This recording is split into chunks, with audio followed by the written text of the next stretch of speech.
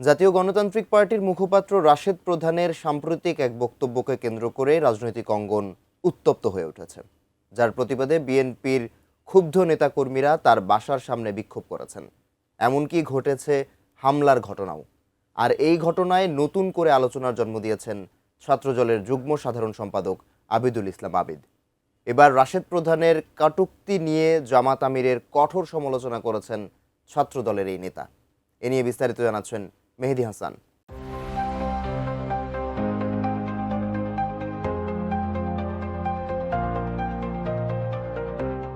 ত্রয়োদশ জাতীয় সংসদ নির্বাচনের পর সংস্কার নিয়ে যখন চলছে আলোচনা সমালোচনা, ঠিক সেই প্রেক্ষাপটে জাতীয় গণতান্ত্রিক পার্টির মুখপাত্র রাশেদ প্রধানের এক বক্তব্য রাজনৈতিক অঙ্গনে তোলপাড় সৃষ্টি করেছে। বিশেষ করে তার বক্তব্যে বর্তমান প্রধানমন্ত্রী তারেক রহমানকে নিয়ে কটূক্তি ও আক্রমণাত্মক ভাষা ব্যবহার করে নতুন করে উত্তেজনা বাড়িয়ে দিয়েছে।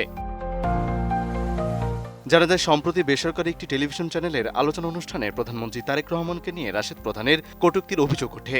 এর প্রতিবাদে বিএনপির স্থানীয় নেতাকর্মীরা তার বাসার সামনে অবস্থান নেন এবং পরবর্তীতে রাজধানীর মোহাম্মদপুরে বিক্ষোভ ও হামলার ঘটনা ঘটে। ফলে সামগ্রিক রাজনৈতিক পরিস্থিতি আর উত্তপ্ত হয়ে ওঠে। আমি বুঝি নির্মাণের শিল্প, সালাম স্টিল বোঝে ডিউরেবিলিটি। সালাম স্টিল, মোস্ট ডিউরেবল স্টিল। এই ঘটনার প্রেক্ষাপটেই সামাজিক যোগাযোগ মাধ্যম ফেসবুকে একটি স্ট্যাটাস দেন ছাত্রদলের যুগ্ম সাধারণ সম্পাদক আবিদুল ইসলাম খান, যেখানে রাশেদ প্রধানের কটূক্তি নিয়ে জামায়াত আমিরের কঠোর সমালোচনা করেন তিনি। ফেসবুকে আবিদ লিখেন, জনাব আমির সাহেব যা বলতে পারেন না তা তার পালিত সন্তানদের দিয়ে বলানো হচ্ছে, যা রাজনীতিকে অসহিংস করে তুলছে এবং একই সঙ্গে পারস্পরিক সম্মান ও সংলাপের জায়গা সংকুচিত করে আনে। একই পোস্টে তিনি আরও দাবি করেন, নির্বাচনের সময় থেকেই এমন প্রবণতা ধারাবাহিকভাবে দেখা যাচ্ছে এবং তার মতে মনে হচ্ছে গালিবাজ ও হেনস্থাকারীদের এক প্ল্যাটফর্মে আনার একটি রাজনৈতিক উদ্যোগ তৈরি হয়েছে। পাশাপাশি তিনি অভিযোগ করেন, ওই টেলিভিশন আলোচনা অনুষ্ঠানে রাশেদ প্রধানের বক্তব্যের সময় 11 দলীয় নেতাদের হাসি ও প্রশ্রয় এই পরিস্থিতিকে আরও জটিল করে তুলেছে এবং উত্তেজনা বাড়িয়েছে। অন্যদিকে রাশেদ প্রধান তার বক্তব্যে বিএনপির নেতৃত্ব নির্বাচন এবং রাষ্ট্র সংস্কার ইস্যুতে তীব্র সমালোচনা করেন।